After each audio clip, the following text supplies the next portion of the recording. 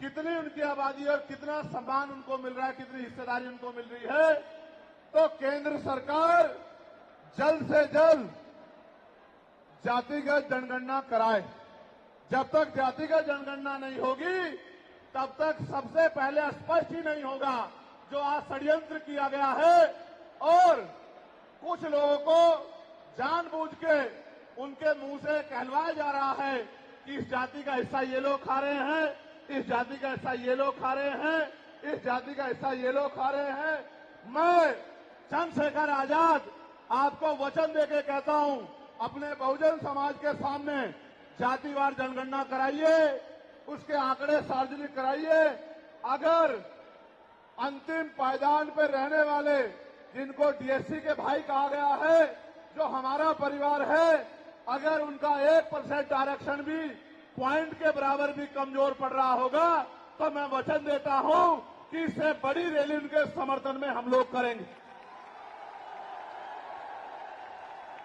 मैं फिर आपसे कह रहा हूं, आप याद करो, जब से इस देश में आरक्षण व्यवस्था लागू हुई है, इस आरक्षण को खत्म करने के लिए चाहे वो कांग्रेस पार्टी रही हो या भारतीय जनता पार्टी रही हो या और कोई मनुवादी दल रहा हो, इन्होंने एड़ी चोटी के जोर लगाए। और आज जिन जातियों को गाली दी जा रही है, ये वही जातियां हैं जिन्होंने अपने बच्चे कुर्बान कर दिए लेकिन अपने अधिकारों की रक्षा की और आज भी इस देश में आरक्षण बचा हुआ है, नौकरियां बची हुई है, हिस्सेदारी बची हुई है, राजनीतिक व्यवस्था कायम है, लोकतांत्रिक व्यवस्था है। तो धन्यवाद करना चाहिए उन जातियों का जिन्होंने अपने प्राणों का बलिदान दे दिया, लाठी डंडे खाए, गोलियां खाई, लेकिन अपने अधिकारों को छीनने नहीं दिया। सब लोगों को उनका धन्यवाद करना चाहिए। लेकिन दुश्मन का ये षड्यंत्र है और दुश्मन बड़ा समझदार है। दुश्मन जानता है कि 2 अप्रैल 2018 के बाद में ये दलित समाज एकजुट हो गया था। जब दलित समाज एकजुट हुआ तो वो ये सोचने लगे कि इनकी एकता को कैसे तोड़ा जाए। आप और मैं जानते हैं, जब हम मुट्ठी बनकर रहेंगे तो कोई हमारे अधिकारों को नहीं छीन सकता। लेकिन जब जब हम बट जाएंगे, एक उदाहरण के तौर पे बताता हूं, अगर आप झाड़ू की सिक्कों को इकट्ठा कर दोगे, वो सिक्के जो हैं एकजुट हो जाएंगे, उनको बांध दिया जाएगा तो वो सारा कचरा साफ कर देंगे। लेकिन अगर वो जो सिक्के होते हैं, अगर आपने उनको अलग अलग कर दिया तो वो कचरा साफ नहीं कर पाएंगे, वो खुद कचरा बन जाएंगे, उनकी कोई हैसियत नहीं बनेगी। इसलिए हमारे महापुरुषों ने बहुजन समाज में भाईचारे की बात की। और आप महसूस करो, बाबा साहब अम्बेडकर ने क्या नारा दिया? शिक्षित बनो, संगठित रहो और संघर्ष करो। हमें शिक्षित भी बनना है, संगठित भी होना है और अपने विरोधियों बैरियों के खिलाफ संघर्ष भी करना है, अपने अधिकारों के लिए संघर्ष भी करना है। मैं जब देश के बाहर गया तो मैंने देखा कि वो लोग तरक्की कर रहे हैं, उनकी जिंदगी खुशहाल है, उनकी जिंदगी अच्छी बन रही है। लेकिन उनकी जिंदगी तो अच्छी बन रही है, लेकिन 75 साल की आजादी के बाद आज भी भारत में 80% लोग ऐसे हैं जो रोटी कपड़ा मकान से वंचित है, जिनको इज्जत की जिंदगी नहीं मिल रही। तो मैं ये देख रहा था, मुझे बड़ी खुशी हो रही थी। लेकिन जब मैं भारत की तरफ देखता हूं तो बड़ी निराशा हाथ लगती है। फिर ये महसूस करता हूं कि आज जो कुछ हमारे पास है वो हमारे महान पुरुषों की संघर्ष की वजह से है। अगर हमारे महान पुरुष संघर्ष नहीं करते तो जो आज हमें मिला है ये भी हमें किसी कीमत पे नहीं मिलता। आप जानते हैं, हमेशा आरक्षण के खिलाफ चाहे सुप्रीम कोर्ट हो या मनुवादी दल हो, सब लोगों ने आरक्षण को समाप्त करवाने के लिए एड़ी चोटी के जोर लगा दिए। और इसका सबसे बड़ा हमला इस पे कब हुआ? जब 10% ईडब्ल्यूएस लागू हुआ।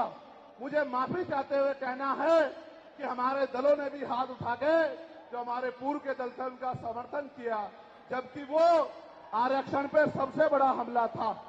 अगर उसी दिन हम लोगों ने सड़कों पर निकल के अपनी आवाज को उठाया होता तो किसी की मां ने दूध नहीं पिलाया होता कि वो दोबारा आरक्षण पे हमला करने के बारे में सोच लेता। ये भाजपा के लोग जो सत्ता में बैठे हैं, इन्होंने वोट तो आपसे हमसे ली धर्म के नाम पे, भाईचारे के नाम पे, लेकिन सत्ता में आके ये लोग अपने लोगों का काम करने लगे, अपने महापुरुषों की विचारधारा को आगे बढ़ाने लगे और हम लोग रोटी रोटी के लिए मोहताज लोग, जुल्म जाति के शिकार लोग परेशानी की जिंदगी जीने लगे। मैं चाहता हूं कि जो जिंदगी हमारे लोग ऑस्ट्रेलिया में जी रहे हैं, ऑस्ट्रिया में जी रहे हैं, इटली में जी रहे हैं, यूरोप में जी रहे हैं, पूरे अमेरिका में जी रहे हैं, कनाडा में जी रहे हैं, हॉलैंड में जी रहे हैं, नीदरलैंड में जी रहे हैं, ऐसी जिंदगी की व्यवस्था भारत में भी हो। लेकिन ये तभी संभव है जब राजनीतिक शक्ति हमारे पास हो। अगर राजनीतिक शक्ति भाजपा और कांग्रेस के पास रहेगी तो हम लोग इज्जत की जिंदगी देश में नहीं जी सकते। इस बात को आप लोग मेरी ध्यान रखना। ये मैं नहीं कह रहा हूं, ये बाबा साहब अंबेडकर ने कहा, political power is the master की। राजनीतिक सत्ता वो चाबी है जो आपकी सारी परेशानियों का हल कर देगी। और राजनीतिक सत्ता जिनके पास है उनके लोग हजारों हजारों करोड़ रुपए लेके भाग जाते। उनके लोग उनके पूंजीपतियों के लाखों लाखों करोड़ रुपए माफ कर दिए जाते। लेकिन अगर आपका 10,000 रुपए का बिल भी बाकी हो तो 10,000 रुपए का बिल भी अगर आप नहीं दोगे तो मुकदमा लिख के आपको जेल भेजने का काम सरकार कर देगी और आपके घर की कुर्की भी करा देगी।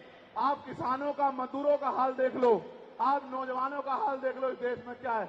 तो हमारी सबसे बड़ी मांग ये है, आप समर्थन करके बताना कि आप इस पर सहमत हो या नहीं हो। बताओ, जातिवार जनगणना होनी चाहिए नहीं होनी चाहिए? एक सुर में बताओ, होनी चाहिए नहीं होनी चाहिए? साथ साथ इस देश में जातिवार जनगणना के साथ साथ जितने भी सरकारी संस्थान हैं, चाहे वो जुडिशरी हो जहां से हमारे खिलाफ लगातार फैसले आते हैं, चाहे वो आर्मी हो, चाहे वो और कोई सरकारी संस्था हो, सब लोग सब जगह पे आरक्षण व्यवस्था लागू होनी चाहिए। बताओ, होनी चाहिए नहीं होनी चाहिए? दोनों हाथ उठा के बताओ, होनी चाहिए नहीं होनी चाहिए? बहुत अच्छी बात। साथ साथ हमारी ये भी मांग है जो मैंने पार्लियामेंट में भी उठाई कि निजी क्षेत्रों में आप इस बात को समझो गौर करके, इस देश में 2% सरकारी नौकरियां, कितने परसेंट? जोर से बताओ। 98% प्राइवेट सेक्टर है। कुछ ऑर्गेनाइज है, कुछ अनऑर्गेनाइज है। आप ये देखो, 2% में तो बंटवारा है, लेकिन 98% पे पुरानी सत्ता वाले लोग और आज की सत्ता वाले लोग सांप की तरह कुंडली मार के बैठे हैं। ना वहां SC/ST के लोगों का कोई प्रतिनिधित्व है, ना OBC के लोगों का है, ना ही मुस्लिम लोगों का है। तो हमारी मांग ये भी है कि अब समय आ गया है कि निजी क्षेत्रों में भी आरक्षण की व्यवस्था होनी चाहिए। होनी चाहिए नहीं होनी चाहिए? बताओ, दोनों हाथ उठा के बताओ, जोर से बताओ, होनी चाहिए नहीं होनी चाहिए? Very good, very good. साथ साथ हमारी ये मांग है कि प्रमोशन में रिजर्वेशन भी इस देश में लागू होना चाहिए। शेड्यूल कास्ट, शेड्यूल ट्राइब और बैकवर्ड के लोगों के लिए प्रमोशन में रिजर्वेशन भी सरकारी संस्थानों में लागू होना चाहिए। लागू होना चाहिए, लागू होना चाहिए? बताओ, जोर से बताओ।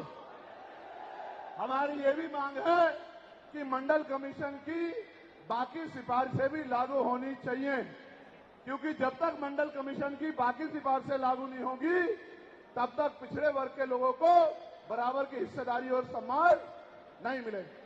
हमारी ये भी मांग है, सरकार कह रही है कि क्रीमी लेयर लागू करना चाहिए और जज साहब भी कह रहे हैं क्रीमी लेयर लागू करना चाहिए। मैंने पार्लियामेंट में पूछा कि भारत में कितने शेड्यूल कास्ट के लोग, शेड्यूल ट्राइब के लोग अरबपति बन गए, इसका डाटा आपको सार्वजनिक करना चाहिए, आर्थिक आंकड़े सार्वजनिक करने चाहिए। तब हमें पता लगेगा कि क्रीमी लेयर की स्थिति में हम आए या नहीं आए। आपको शायद जानकारी नहीं है, मैं आपको बताता हूं, आज भी बहुत सारे पदों को NFS करके नोट फाउंड सुटेबल करके हमारे योग्य लोगों को नौकरी से निकालने का काम ये सरकारें करती है, क्योंकि कलम की ताकत उनके हाथ में होती है। जिनकी राज सत्ता पे कब्जा होता है, हमारे लोगों का राज सत्ता पे कब्जा नहीं है।